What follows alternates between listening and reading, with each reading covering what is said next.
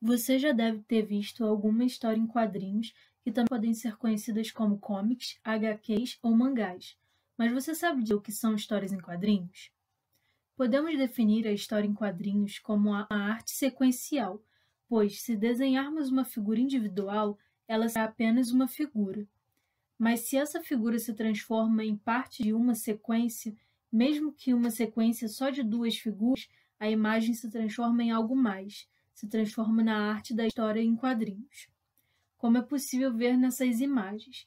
A primeira imagem representa apenas uma pessoa segurando uma cartola, mas ao acrescentarmos a segunda imagem, cria-se a ideia de movimento e assim a ideia de sequência.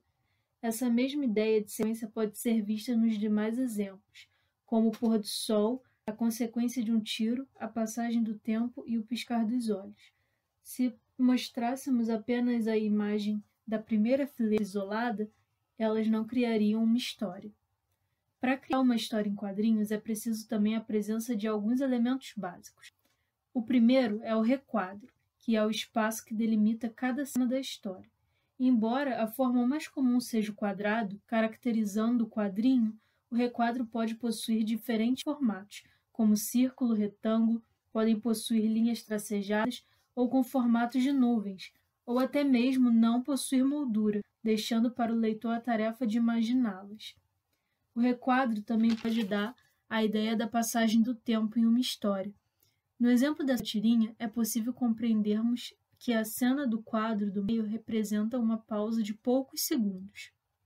Mas, se o criador dessa cena quisesse aumentar essa ideia de pausa, como ele poderia fazer isso? Talvez pudesse acrescentar mais quadros entre as ações. Mas existe também uma outra maneira de representar um único quadro silencioso com um tempo maior, que é aumentando o requadro. A forma do quadro pode influenciar a nossa percepção do tempo. Apesar deste quadro longo ter o mesmo significado das versões mais curtas, ele passa a sensação de maior duração. Se comparado com o primeiro exemplo, esse segundo quadro não passa a ideia de poucos segundos, mas talvez de alguns minutos ou até mesmo horas. O segundo elemento que vamos estudar é a sarjeta. A sarjeta, que também pode ser chamada de calha, é um espaço que existe entre um quadro e outro, que além de evitar que a história fique sufocada, causando dificuldade para ler o quadrinho, a sarjeta também pode ajudar a delimitar o tempo da história. Se mais larga, indica mais tempo entre um quadro e outro. Se é mais curta, indica uma ação mais rápida e contínua. O tempo nos quadrinhos geralmente nos leva a dois assuntos: som e movimento. O som se divide em dois subconjuntos, os balões de fala e as onomatopeias.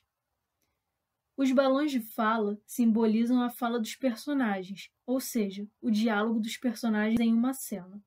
Eles podem possuir diferentes formatos dependendo de sua função na história. Os balões desenhados com linhas quebradas, por exemplo, indicam uma tensão e podem representar um grito ou uma fala com um sentimento de raiva. Já os balões com formato de linhas onduladas, que indicam a ideia de movimento ou alegria, representam falas dinâmicas e alegres, muitas vezes representam músicas.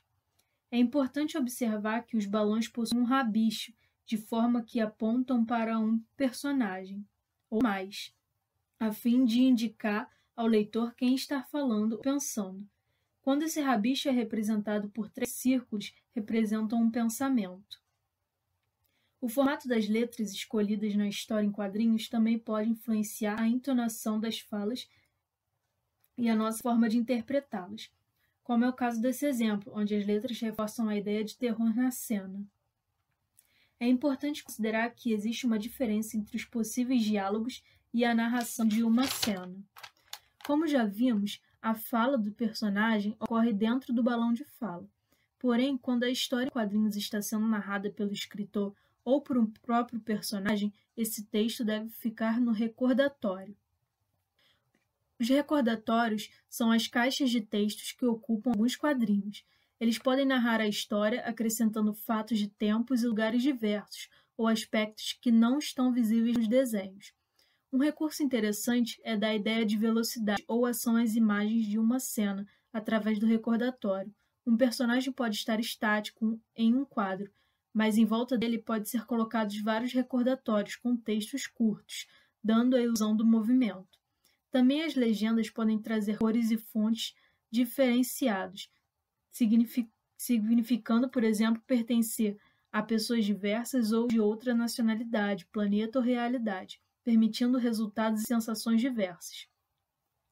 Já as onomatopeias é o processo de formação de palavras com o objetivo de tentar imitar o barulho de um som. Por exemplo, para representar ao batermos na porta, ela faz um barulho. Para representar esse som, criamos uma palavra próxima do que ouvimos, como toque-toque. A porta, na realidade, não faz toque-toque, mas essa é uma palavra que criamos para representar esse som. O mesmo pode ser percebido nas palavras au-au para representar o latido de um cachorro, miau para representar o miado de um gato, ha-ha-ha para representar uma risada, buá para representar um choro, pou para representar um soco e muitas outras mais. As onomatopeias podem aparecer dentro de um balão de fala quando um personagem emite esse som, mas também podem aparecer no ambiente ao redor do personagem, pois representam o som de objetos ou de ações. Elas costumam ser coloridas e com letras de formatos estilizados, influenciando nossas sensações e interpretações, e até mesmo podem reforçar a ideia de movimento, ao representarem sons de passos, corridas, palmas ou quedas. A ideia de movimento em uma cena do quadro também pode ser representada através dos recursos gráficos. Os recursos gráficos são os traços paralelos, bolinhas, estrelinhas e linhas de diversos formatos que o artista utiliza para representar as ações e a ideia de movimento dos personagens. Exemplo: ao representar a Mônica batendo com o seu coelhinho de pelúcia no Cebolinha, o artista desenhou linhas curvas ao redor do coelho para indicar o movimento, assim como linhas curvas mais longas do coelho até o local onde a Mônica iria atingir o Cebolinha. Para representar que os personagens estão em movimento, também foram desenhados esses tracinhos ao redor dos seus corpos e também as nuvens nos pés dos personagens, indicando que eles estão correndo. Embora existam histórias em quadrinhos feitas em preto e branco, a cor é um importante elemento para essas histórias e chama muito mais a atenção do leitor. Além disso, o artista Kandinsky nos informa que as cores exercem efeitos físicos e emocionais nas pessoas. Por isso, a cor pode ser uma importante aliada para o desenhista e pode ajudá-lo a transmitir sensações e influenciar as pessoas.